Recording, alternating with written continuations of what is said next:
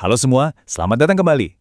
Kalau kita lihat gedung-gedung pencakar langit, pabrik-pabrik yang super canggih, wah, rasanya itu simbol kemajuan ya kan? Tapi pernah nggak sih kita mikir, ada sisi lain dari cerita ini? Ada harga tersembunyi yang harus dibayar sama bumi kita buat semua kemajuan ini. Nah, hari ini kita bakal bongkar sama-sama. Oke, kita mulai dari akarnya ya. Di bagian pertama ini, kita akan lihat gimana sih setiap pabrik yang dibangun, setiap produk yang kita pakai, itu selalu punya dua sisi. Di satu sisi, ada pertumbuhan, ada kemudahan. Tapi di sisi lainnya, ada konsekuensi buat lingkungan kita. Nah, ini dia nih, dilema besar yang mau kita kupas tuntas. Coba dia lihat kontrasnya di sini. Di sebelah kiri, itu janji kemajuan kan? Kota yang modern, hidup, pokoknya semua yang kita mau. Tapi, coba geser pandangan ke kanan. Gambarannya bisa berubah total kalau pembangunannya nggak terkendali. Nah, ini dia paradoksnya. Sesuatu yang tujuannya baik untuk memajukan hidup kita, malah bisa jadi bumerang dan merusak lingkungan. Dan ini bukan sekedar efek samping kecil-kecilan ya. Kita ini lagi ngomongin salah satu masalah paling serius di zaman kita, pencemaran lingkungan.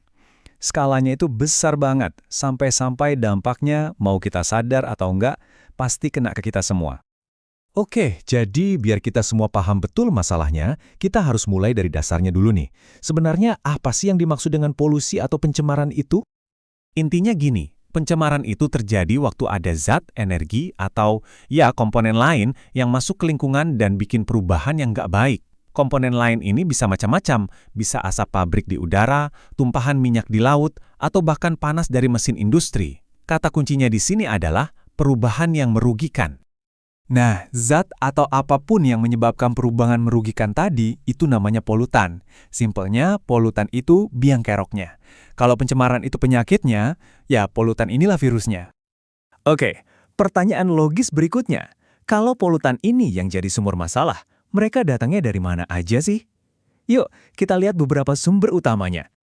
Nah, ini bagian yang menarik. Sumber-sumber polutan ini ternyata dekat banget sama kita.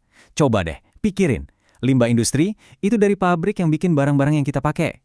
Polusi udara, ya dari kendaraan yang kita naiki tiap hari. Sampah rumah tangga, itu dari dapur kita sendiri. Sadar nggak sadar, semua ini adalah bagian dari kehidupan kita sehari-hari, dan semuanya punya potensi jadi polutan. Oke, dari tadi kan kita ngomongin teori ya. Sekarang, biar lebih kebayang, kita lihat satu contoh nyata. Ada satu gambar yang benar-benar merangkum semua yang udah kita bahas. Ini bakal bikin kita lihat masalahnya jauh lebih jelas. Nah, coba sekarang perhatikan baik-baik gambar ini ya. Kita diminta untuk benar-benar mengamati dan merenungkan apa yang kita lihat. Yuk, fokus sejenak. Dan inilah pemandangannya. Coba kita lihat kontras yang miris ini. Di belakang sana, ada kilang industri yang terus-terusan mengeluarkan asap pekat ke langit. Jelas itu polusi udara. Terus, sekarang coba lihat ke bagian pantainya. Pasir yang harusnya indah, malah penuh sama sampah. Botol plastik, limbah, semuanya campur aduk. Dalam satu gambar aja, kita bisa lihat dua masalah besar sekaligus. Pertanyaan pertama yang langsung muncul di kepala kita pas lihat ini, kok bisa sampai kayak gini? Apa ini murni salah industrinya yang buang limbah sembarangan? Atau jangan-jangan ini juga cerminan dari kebiasaan kita buang sampah sehari-hari? Atau mungkin ya gabungan dari keduanya? Dan yang lebih penting lagi, dampaknya apa? Ini bukan cuma soal pemandangannya jadi jelek loh. Coba kita bayangin, ikan-ikan di laut itu makanin serpihan plastik dari sampah tadi. Terus ikannya kita makan, atau bayangin anak-anak yang tinggal di sekitar situ. Tiap hari menghirup udara yang penuh asap. Dampaknya itu nyata, terasa langsung, dan bahaya banget. Oke, setelah kita lihat contoh yang tadi, sekarang coba deh kita bawa pembicaraan ini lebih dekat ke lingkungan kita masing-masing. Yuk kita coba refleksi sedikit. Nah, pertanyaan ini buat Anda. Coba deh jujur sama diri sendiri. Pernah nggak ngelihat pemandangan kayak gini di lingkungan sekitar Anda? Mungkin bukan pantai, tapi sungai yang warnanya aneh? Atau tumpukan sampah di pojok jalan yang nggak diangkut-angkut? Atau mungkin pas lagi di jalan dada rasanya sesek karena asap kendaraan?